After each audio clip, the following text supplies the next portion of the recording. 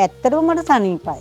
මම මේ දිව්‍ය ශක්ති වෙද මැදුරට ආවේ ඇඹිලි පිටියේ ඉඳලා. මට බ්ලොක් 6ක් තියෙනවා කිව්වා. මම හොස්පිටල් එකෙන් බෙහෙත් බිව්වා මාස 8ක් කිට්ටු වෙනම බෙහෙත් බිව්වා. මම බෙහෙත් බිව්වේ දවස් 45යි.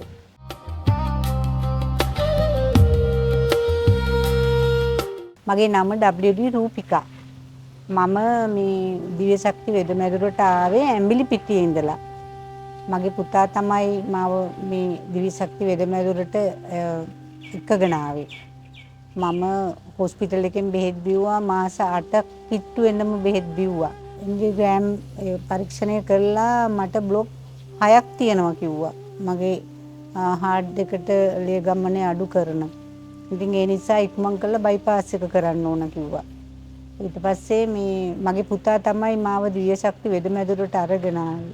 ඒ අරගෙන ඇවිල්ලා බලලා මම බෙහෙත් බිව්වේ දවස් 45යි. මම දිව්‍ය ශක්ති වෙද මැදුර බෙහෙත් ටික ඒ ආකාරයෙන් මේ කෑම බීම කාලා මම ඒ වැඩ ටික ලස්සනට කරගත්තා. ඇත්තටම මට දැන් හොඳටම හොඳයි. කලින් ඇවිදින්න බැරුව තිබුණේ. ඇත්තටම මට ඇවිද ගන්න බෑ. ඇඟට මේ හතිය වගේ එනවා, මහන්සි වගේ දැනෙනවා, පපුව දෙපැත්තෙන් හිර කරනවා. මම මුලින් ටික ඇවිදලා දැන් මම කිලෝමීටර් 4ක් වගේ මම මේ දැන් පයින් යනවා වෙනවා. මට කිසිම ලෙඩක් දැන් මගේ ඇඟේ නැහැ. ඉතින් දැන් මම දිව්‍ය ශක්ති වෙද මැදුරට දෙපාරයි බෙහෙත් ගන්න ආවේ. ඒ දෙපාරම බෙහෙත් ටිකේ වගේ හරියටම පිළිවෙලට මම පාවිච්චි කළා. මහේෂ් ජයවර්ධන අපේ වෙද මැතිතුමාට ඇත්තටම බුදුන් දැක නිවන් දකින්න තරම් ලොකු පිනක් අත් වෙනවා. ඒ තරම්ම මේ මට සනීපයි. මං සුවයි. මං ඇඹිලි පිටියේ ඉඳලා මේ බෙහෙත් ගන්න ආවේ 3 දෙනෙක් එක්ක. මං ඒ බෙහෙත් බීලා අවසාන වෙලා මම තනියම ඇඹිලි පිටියට එනකම් බස් එකේ ආවේ.